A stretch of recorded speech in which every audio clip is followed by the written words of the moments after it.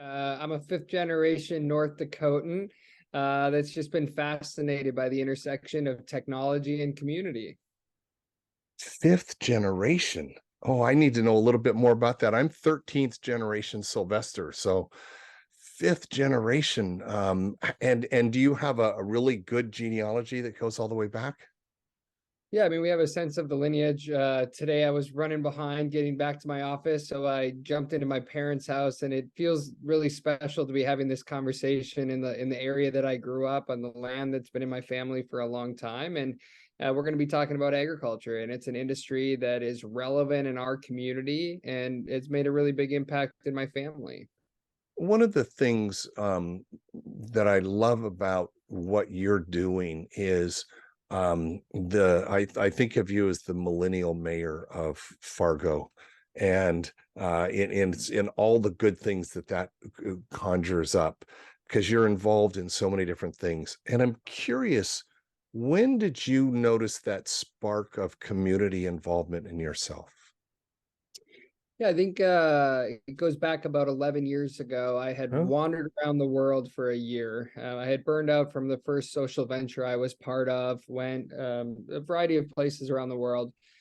And when I got home, I just missed knowing my barista or knowing kind of the local chef that had the best food. And I had always thought I wanted to be active globally. And then one of the community leaders in our town named Mojo he just said, Greg, remember, it's okay to bloom where you're planted. And that Ooh. was kind of the spark for me on, wow, Fargo is really interesting. I'm proud of my heritage. I'm grateful for this collective space of people and interesting folks. And it was actually TEDx. I helped host the first TEDx in North Dakota after speaking at one in Minneapolis.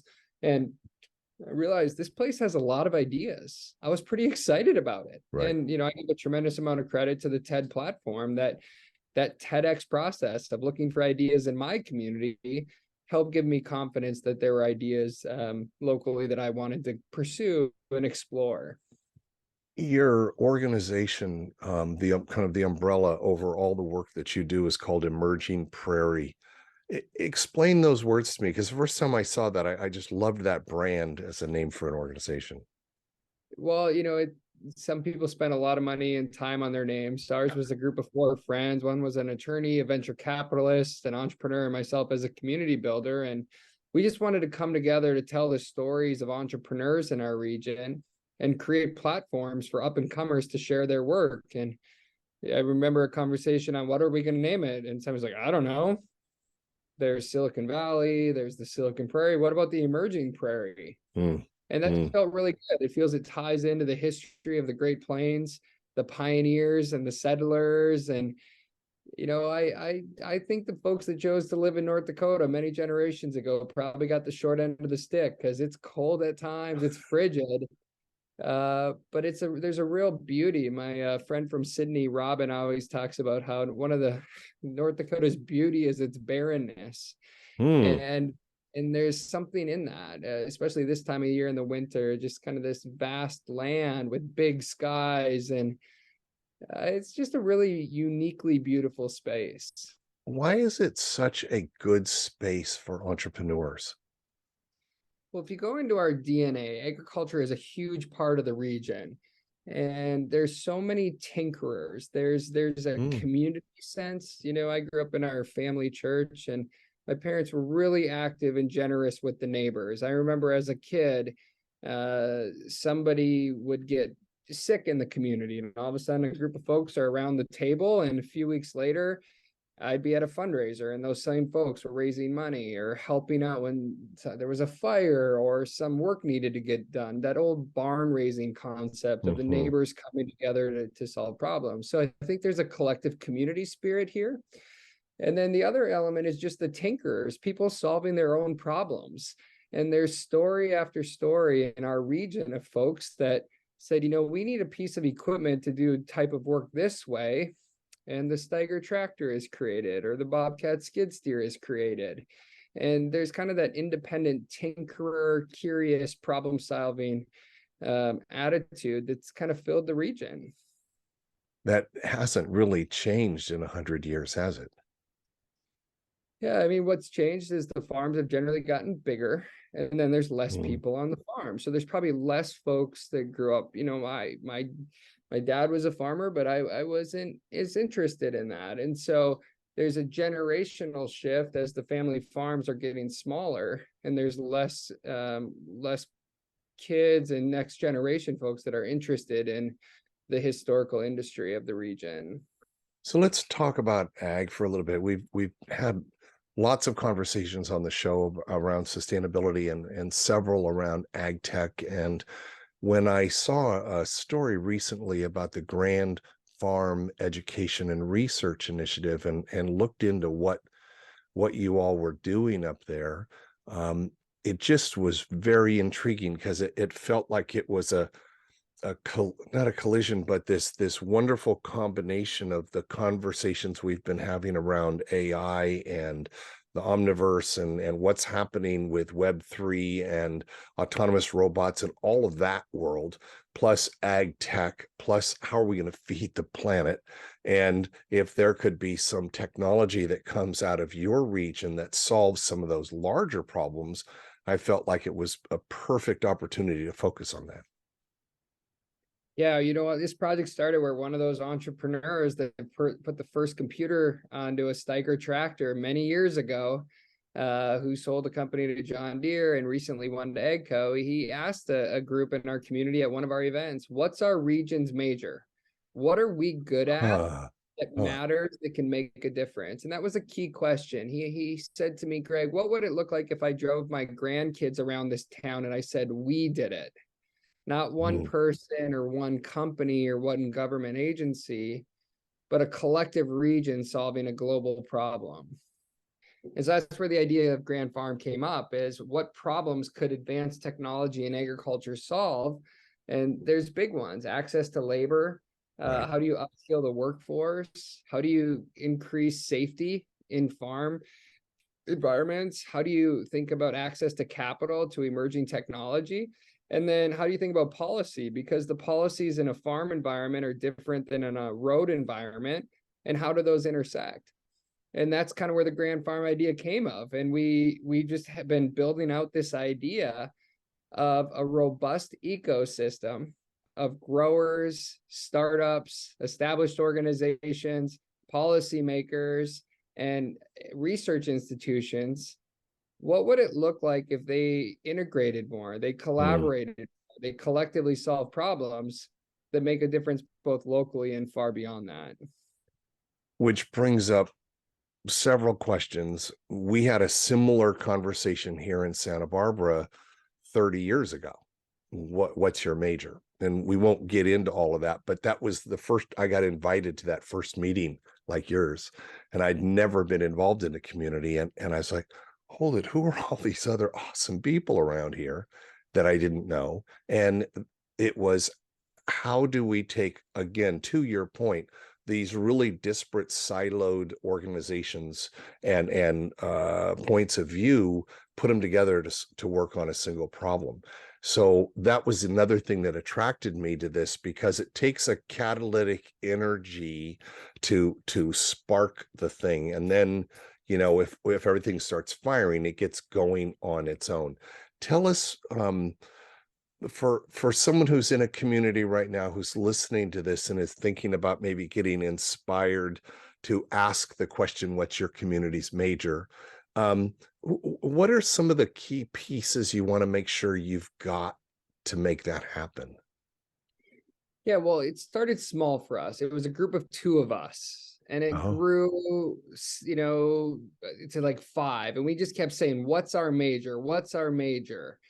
And we just kind of made the decision it has to be advanced technology and agriculture. And I'm got not it. going to be popular with what I'm about to say, but I think too Uh-oh. many folks want to bring too many people to the table, and then to compromise you get the lowest common denominator versus the highest possible impact. And so we just said we're going to declare the major. And it was that Okay. whole idea of first they laugh at you, then they ignore you, and then they want to be part of what you're doing. We're in the they want to be part of what you're doing category right now. Got it. Early on, folks didn't agree, even though we have a deep history in agriculture in our region. There was people with different interests, different self-interest versus community interest. But as we told the story, it has definitely resonated nationally.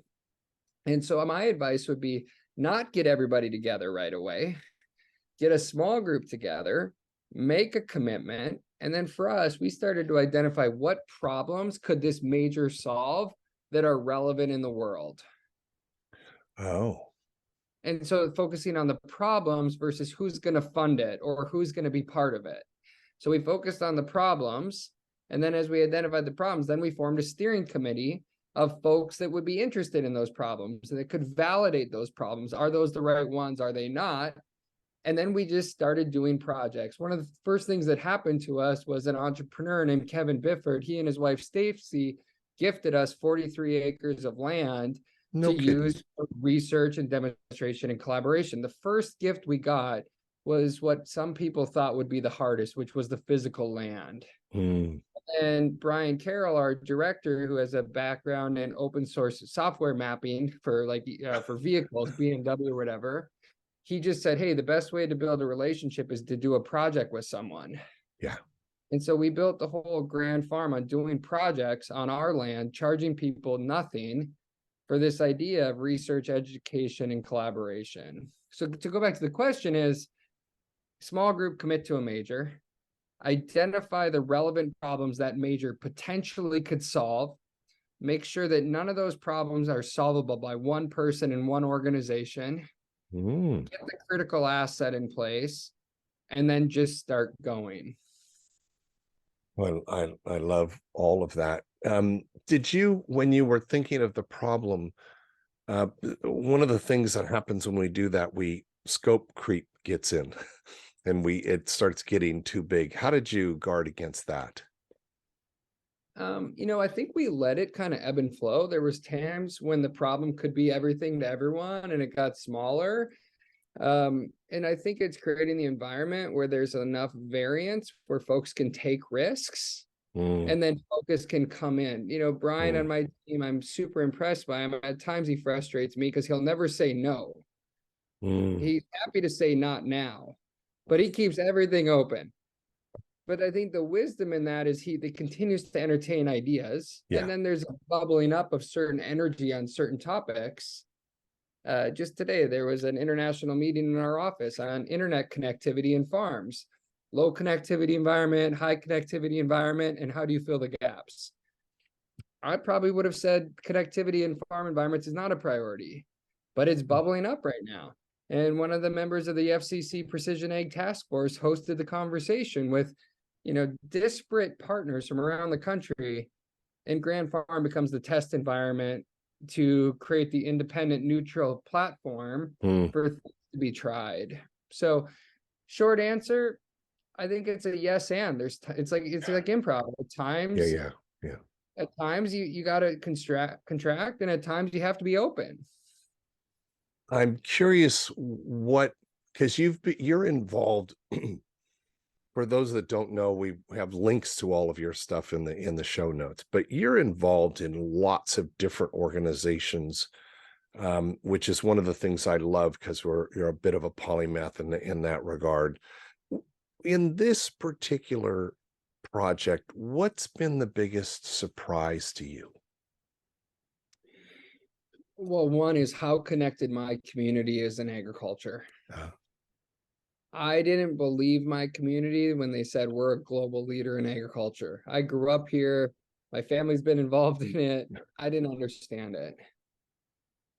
I'm curious, have you been asked to go speak in other countries? And I mean, now with Zoom, we can do that easily, but do you think that's part of it? Oh yeah, I mean, so that is happening. The publications are happening, the momentum. So that's been fascinating, but so that would be one.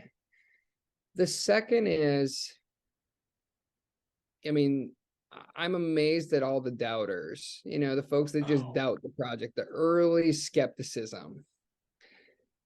and yet how quickly you can turn the skeptics with success. And, one thing I would just tell everybody is if you're going to do something like this, get good at press conferences. We just do press conferences. We do them really, really well. We build a lot of energy and momentum with them. But they're, so that's been fun. And then the other is, our team doesn't have a deep history in agriculture. None of us had prior careers in agriculture. And so we're standing on the shoulders of giants. We're naive, we're optimistic, we're action oriented. And yet I think what's so beautiful is the established folks are like, you guys are nice, but let me just actually help you do this the right way. Today I was meeting with a major farmer and I said something about seeds and how they could be planted differently. He's like, well, Greg, that's actually not true. Let me tell you how a seed falls into the ground. But I think we're not trying to be experts. We're trying to increase collaboration. Right. And I would encourage any community to watch for the new entrants into a space. I mean, think about your career, right? You were a new entrant, and yet you made a big shift. I think encouraging the folks with different backgrounds and perspectives to participate brings new possibilities. It also feels like, and tell me if I'm wrong in this, that there's been a flight, young people fleeing the family farm to go to the big cities and do those kinds of work, that kind of work. With these kinds of projects and the kind of energy that Emerging Prairie has and the promise of a future, do you feel like that's created some stickiness there in the region? Absolutely. I think more people are choosing to live here because it's exciting. It's edgy. There's people taking risks. Energy comes from the unknown. So Yes. there's folks where, a bunch of my buddies that are entrepreneurs in this space, we don't know if they're going to make it or not. That's interesting versus tried and true incumbents. The other thing is agriculture. When I was growing up, I just thought about it as what I saw driving to school, which was pieces of equipment in the field doing the work. But agriculture is a fascinating industry. It's finance, it's mobility, it's hardware, it's software, it's strategy, it's risk. I get frustrated that I think the label agriculture is just too limiting. It's not an industry, it's a collection of industries. And that's what we're seeing in supply chain. I mean, look at the disruption in our food as it relates to the conflict between Russia and Ukraine. Agriculture is really a fascinating industry. It's multifaceted, it's 3D chess. It's really intriguing. Greg, thanks for helping us understand this vast world so much better. Well, it's an honor to be here, Mark.